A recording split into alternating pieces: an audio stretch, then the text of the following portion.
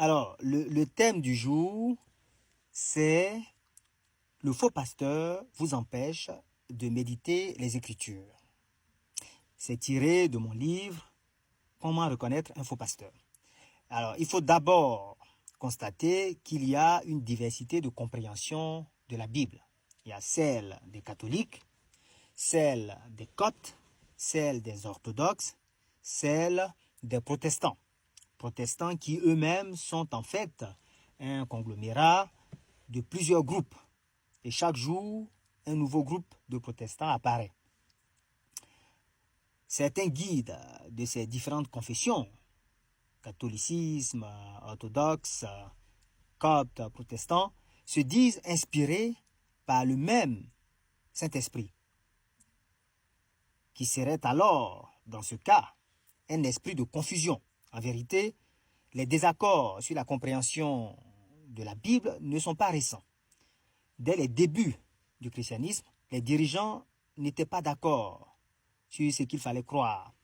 D'où les nombreux conciles. Ces conciles étaient des réunions, soit locales, soit régionales, soit mondiales, où les points de doctrine étaient discutés et les perdants étaient soit contraints de rentrer dans les rangs, soit expulsés du groupe des chrétiens. Il faut remarquer que Jésus lui-même n'était déjà pas d'accord avec les docteurs de la loi à son époque. Dans les évangiles, nous avons l'interprétation que Jésus faisait des Écritures. Il faut noter au passage que les Écritures désignent l'Ancien Testament, le Pentateuque, Moïse, les prophètes et les psaumes. Donc. Alors, Jésus réinterprète psychologiquement les Écritures et se démarque de la compréhension traditionnelle. Il dit par exemple, vous avez appris qu'il a été dit, tu ne commettras pas d'adultère. Mais moi, je vous dis que quiconque regarde une femme pour la convoiter a déjà commis un adultère avec elle dans son cœur. Vous avez entendu qu'il a été dit aux anciens, tu ne tueras point. Celui qui tuera mérite d'être puni par les juges. Mais moi, je vous dis que quiconque se met en colère contre son frère mérite d'être puni par les juges. Jésus montre qu'on peut sonder les Écritures pendant des années sans les comprendre. C'est le cas des pharisiens, des aveugles conduisant d'autres aveugles. La pluralité d'interprétations nous place devant un imbroglio, un capharnaüm, une véritable tour de Babel. Et cet imbroglio, cette situation est la preuve que le pasteur ou le guide qui se réfugie derrière le Saint-Esprit pour justifier sa compréhension de la Bible est un menteur. Nous ne pouvons échapper à un examen personnel des Écritures. Nous devons nous faire confiance puisque nous sommes le temple de Dieu, le temple du Dieu vivant, et que l'Esprit de Dieu habite en nous. Et nous savons que quiconque demande reçoit, que celui qui cherche trouve, et que l'on ouvre à celui qui frappe. Le premier psaume nous dit « Heureux l'homme qui ne marche pas selon le conseil des méchants, qui ne s'arrête pas sur la voie des pécheurs et qui ne s'assied pas en compagnie des moqueurs, mais qui trouve son plaisir dans la loi de l'Éternel et qui la médite jour et nuit. Il est comme un arbre planté près d'un cours d'eau qui donne son fruit en sa saison et dont le feuillage ne se flétrit point.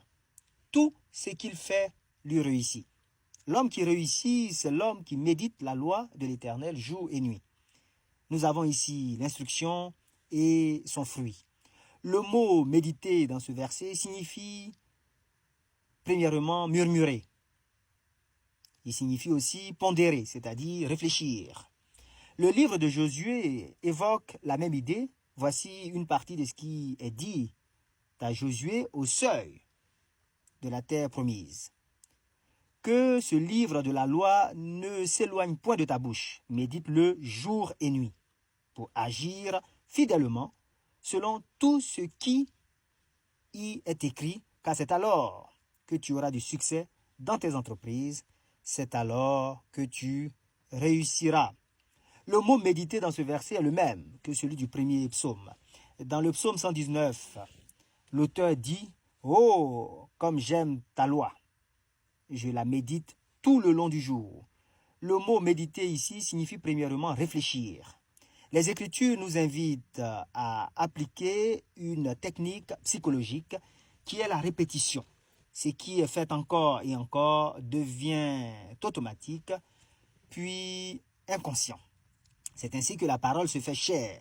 C'est par la répétition que le sportif crée ses automatismes. C'est par la répétition que le musicien joue sans y penser, que le conducteur passe les vitesses et change de direction sans effort conscient.